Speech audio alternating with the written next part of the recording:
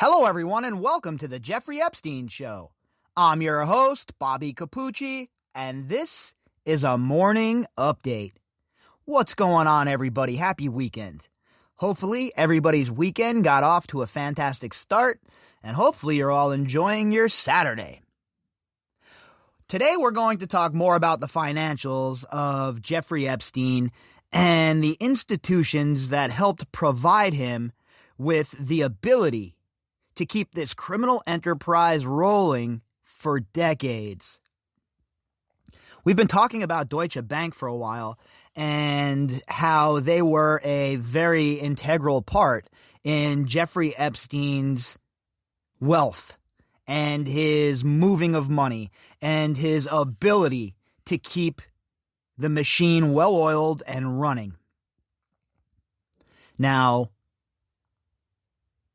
our update last night was talking about how Deutsche Bank just got blasted with another $100 million fine, $100 million plus.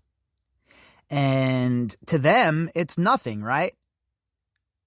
It's just money. It's just a couple of more zeros in the ledger. So they'll pay those fines happily. Because how much money do you think they've brought in from all of the douchebaggery? I guarantee you it's more than they're paying out in fines. So why would they stop? What would be the motivation for them to stop? If there's no repercussions, and the only thing that ever happens is that the shop gets fined, then why would the people who are behind these plans and these plots ever stop doing it? You see, it's not the institution itself, right? It's the people behind the scenes that are working at places like Deutsche Bank. And when I say that, I don't mean, front of the line workers, people at your local banking office. I'm talking about the people in the wealth finance division, the wealth management division. The people that were passing out the hot IPOs to Jeffrey Epstein so he could turn and burn them. Those are the people I'm talking about. Those are the people that need to be held responsible for this shit, but they never are. And to tell you the truth, I don't know if they ever will be. We go from one administration to the next, and every single administration is populated with these scumbags from finance. Every last one. So why would anyone believe that things are ever going to change, that things are ever going to be different? Because remember, as much bullshit as these politicians like to talk about how they're going to change things and how they're for the people, they're still accepting donations from these scumbag banksters. Over $158,000 in donations that we know about that Epstein ponied up to the Democrats, about $30,000 to the Republicans. And these are the people that we're going to count on, that we're going to rely on to change these laws and make sure that their bankster friends go to prison. Now, I know that the anti-money laundering legislation that was put into the NDAA is a good start, but there's loopholes and there's outs there. It's not a full encompassing law where there's no wiggle room. And you see it every single time that these people write these new laws. They always leave a little back door, don't they? It's like a computer programmer who writes a program. They like to leave a little back door for them to access. That's the same thing with these politicians and their scumbag bagmen. And make no mistake, all of these banksters that we're talking about, all of these banks, they're all funding these politicians around the world in one way or the other with an obscene amount of money. And all the while, they're using the relationships that they build via their donations and their support to get around laws and to make sure that they don't have to pay any penalties if they do happen to screw up and get caught. They make sure that it's only the institution that pays. And I'll tell you, I've had enough. There needs to be consequences for these executives, these division chiefs, and the rest of these scumbags that are involved in pilfering and stealing money on a regular basis. All this does is hurt the poorest amongst us, the working poor. All of this money laundering, all of this grifting. And then these people have the audacity to act like they care about you. It's such a damn joke. And these bankers are at the heart of all of it, in my opinion. The financial sector is absolutely corrupt. And when you're dealing with the type of money and the amount of money that we're talking about here, it doesn't shock me, because we know that money can corrupt even the best people amongst us. And these politicians who their lifeblood is this money, right? How are they ever going to win their elections without all of this dirty-ass money that comes pouring in? So the politicians get along and go along, and, you know, their aides talk to lobbyists, and then the lobbyists tell the aides what they want, then the aides go and talk to the congressman or the senator, then the senators write the law. It's such a bullshit game, and I'm pretty tired of it, to be honest with you. All of them, every last one of them, all of them that were up there crying crocodile tears the other day, all of them that get up there and talk about how they care about the people, it's all bullshit. And the sooner everybody wakes up and realizes that it's all bullshit, the sooner we can focus on bringing people to justice like these absolute scumbag banksters.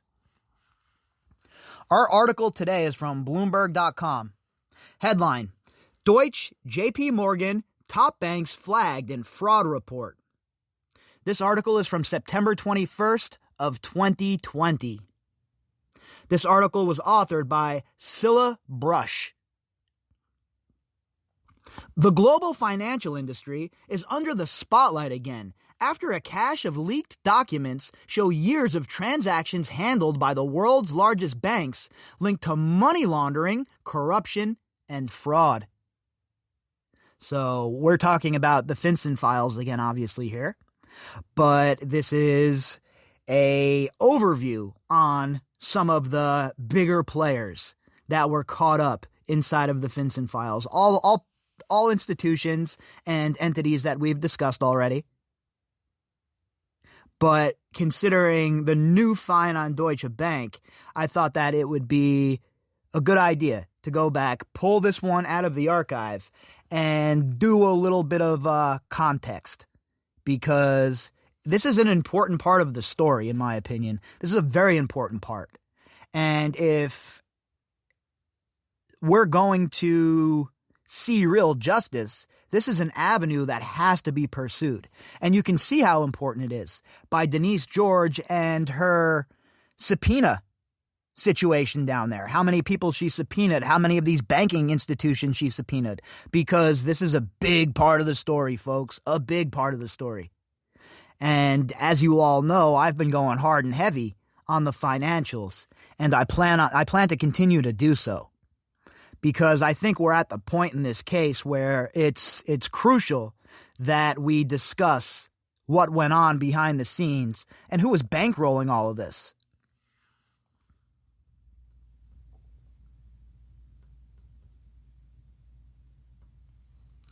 The report, dubbed the FinCEN Files, released by the International Consortium of Investigative Journalists and based on leaked documents obtained by BuzzFeed News, said that in some cases, the banks kept moving illicit funds after receiving warnings from U.S. officials.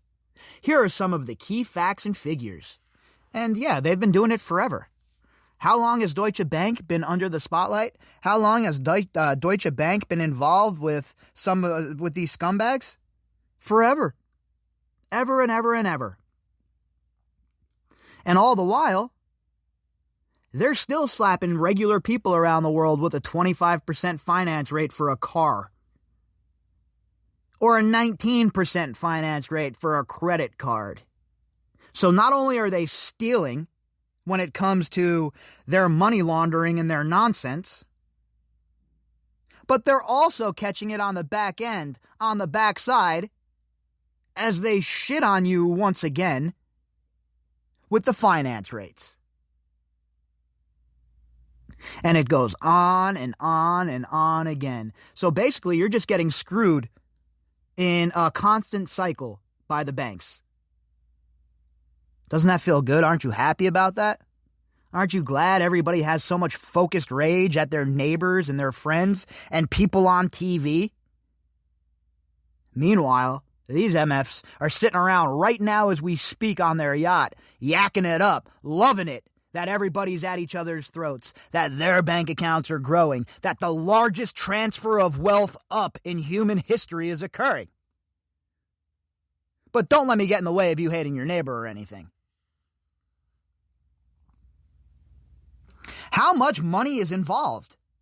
Banks moved more than $2 trillion in transfers that their own compliance officers flagged as suspicious in around 2,100 filings with the U.S. Treasury's Financial Crimes Enforcement Network, or FinCEN. The documents mainly cover payments from 2011 to 2017.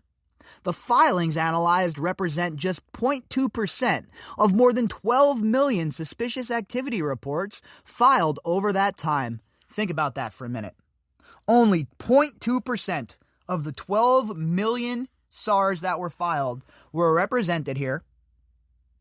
And it's over $2 trillion in transfers that their own compliance officers flagged. Can you imagine the true level of greed here, of financial crimes? $2 trillion, huh? In a 6-year period. I wonder what a full audit would expose. I wonder how many trillions have been pilfered from shareholders, from citizens throughout the years at Deutsche Bank. My guess is a lot. How else are they going to supply loans to some of these scuzzbag people that they have supplied loans to? How else are they going to supply loans to someone like Donald Trump, who has had 87 bankruptcies, and just go on in their business and no worries? It's because they have so much disgustingly dark money stacked up that they don't care who they're doing business with. Because for all of these years, they were able to get away with it. There was no repercussions. And now, hopefully, people are starting to wake up to the fact that if the money situation isn't correct, if the money situation isn't regulated, then we're all screwed. That's how important it is to stop this bullshit with these scuzzbag financial institutions that are in bed with some of the sickest, most criminal amongst us.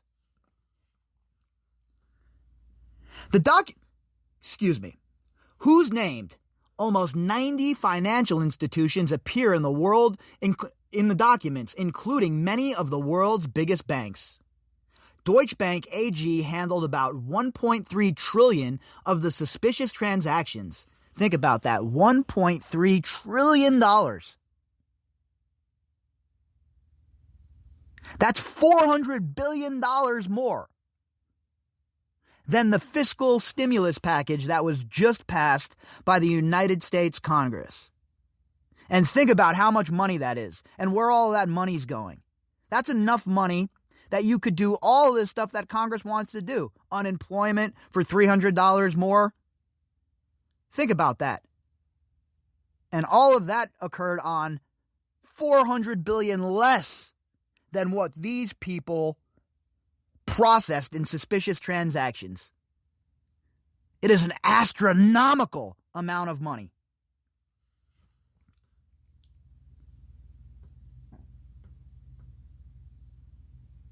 JP Morgan Chase & Company processed $514 billion, Standard Chartered plc $166 billion, and Bank of New York Mellon Corp $64 billion. At HSBC Holdings plc, it was $4.5 billion. Other institutions named include Barclays, Societe Generale SA, State Street Corp, Commerce Bank AG, and China Investment Corp. Oh, Barclays, huh? Shocking. Do you want to refresh my memory about who the boss is over at Barclays? Oh yeah, that's right. Scumbag himself, Jess Staley. Shocking that they're involved in this as well.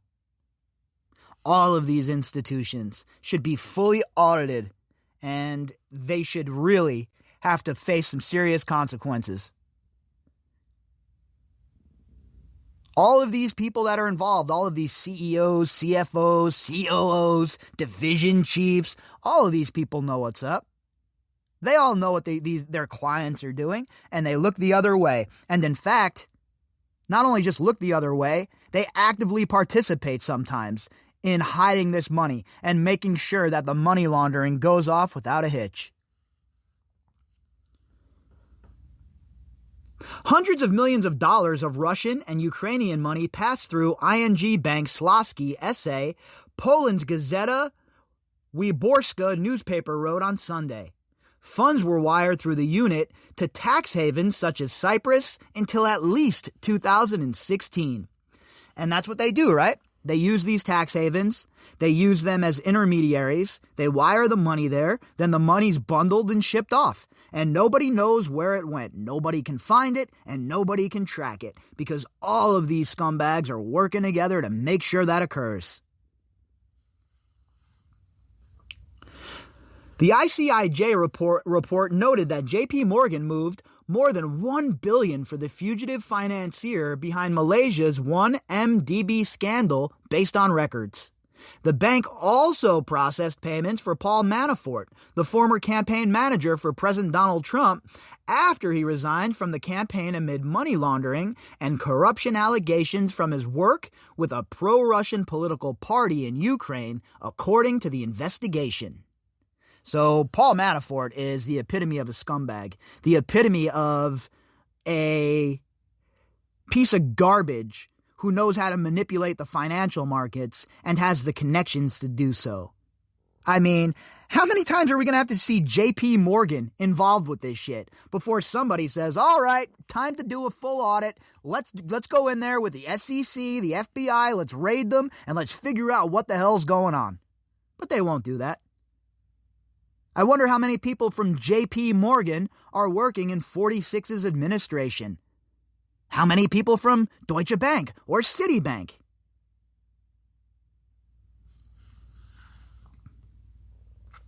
What's at issue? Banks are required to file suspicious activity reports, or SARs, with the U.S. government within 30 or 60 days of learning of a questionable transaction. The reports aren't necessarily indicative of criminal conduct or other wrongdoing, but reflect compliance officers' concerns. And we've discussed this at length as well here on the podcast. It's not just compliance officers, right? It's the people on the front line who are putting these SARs in. And then the compliance team takes a look at them and figures it out. But the people on the front line need to be trained better. And when they put in a SAR, that their superiors and those who are above them should take it seriously. But a lot of times these SARs are just put into the system and then they're lost in the sauce. Nobody ever goes and looks at them or anything like that.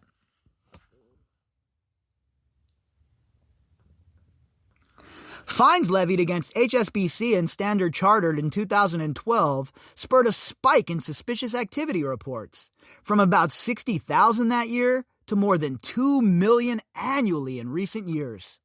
Authorities follow up with banks on about 4% of reports, according to a 2018 survey of the biggest lenders in the U.S. So, out of 2 million in recent years, 4% of those are looked at by authorities. So, that's just a small portion, right? 96% of the SARs that are filed are never even looked at by the authorities. Banks' response. Lenders have stressed that the leaked reports show their screening and monitoring systems are working as intended. We report suspicious activity to the government so that the law enforcement can combat financial crime, J.P. Morgan said in a statement. We have played a leadership role in anti-money laundering reform that will modernize how the government and law enforcement combat money laundering, terrorism, financing, and other financial crimes. J.P. Morgan is saying that. That's like Ted Bundy saying that he has helped out with some new serial killer laws. He has some new crimes on the books that deal with killing women. Basically the same thing.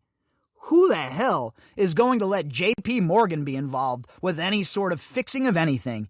You're one of the main reasons things are screwed up. Talk about letting the wolf into the henhouse. The issues have already been investigated and led to regulatory resolutions in which the bank's cooperation and remediation was publicly recognized, according to Deutsche Bank. Yeah, not so much, because fast forward a few months and you just got slapped with another $100 million plus fine. So you're not doing things right, obviously. You're screwing everything up, and you people eventually are going to be held responsible. The citizens around the world are fed the F up. And these banks are really playing a dangerous game. Market impact. HSBC shares reached a 25-year low on Monday. Standard Chartered fell 5% in London trading, while Barclays and Deutsche Bank shares declined more than 8% as investors digested the report and also worried about tighter virus restrictions. Yeah, that's definitely not the kind of report you want, right, as an investor. Certainly not. I know if that was the report I was getting, I'd be freaking out. I would be pulling every dollar out of these institutions and moving it elsewhere. Still, some analysts said the report's lasting impact on the sector may be relatively muted, of course, because at the end of the day, money makes things go. And all of these powerful so-called elites, they're all getting rich on this money laundering. They're all getting a taste and wetting their beak. A fair amount of what these files reveal covers known issues, said Joseph Dickerson, an analyst at Jefferies. It is too early to make a call on what the outcome of publishing this will be, but it's hard to see how this data can be construed as new news to banking regulators. It is therefore hard to see direct material financial consequences for banks such as Standard Chartered and HSBC at this time. And that, my friends, is part of the problem. There needs to be consequences. There needs to be an earth-shattering moment when one of these people are sent to prison so the rest of their colleagues understand the stakes, so that they understand that they're money laundering, they're stealing, their financing of the world's scummiest people will no longer be allowed. And when that day comes and one of these people are sent to prison for their crimes, it will send shockwaves through the whole entire financial community that some pissant fine would never be able to accomplish. If you'd like to contact me, you can do that at bobbycapucci@protonmail.com. That's BOBBYCAPUCCI at protonmail.com. You can also find me on Twitter at BOBBY_CAPUCCI. All of the links that go with this episode can be found in the description box. All right, everybody, I'll be back later on, and we will pick up where we left off. Enjoy your Saturday, folks.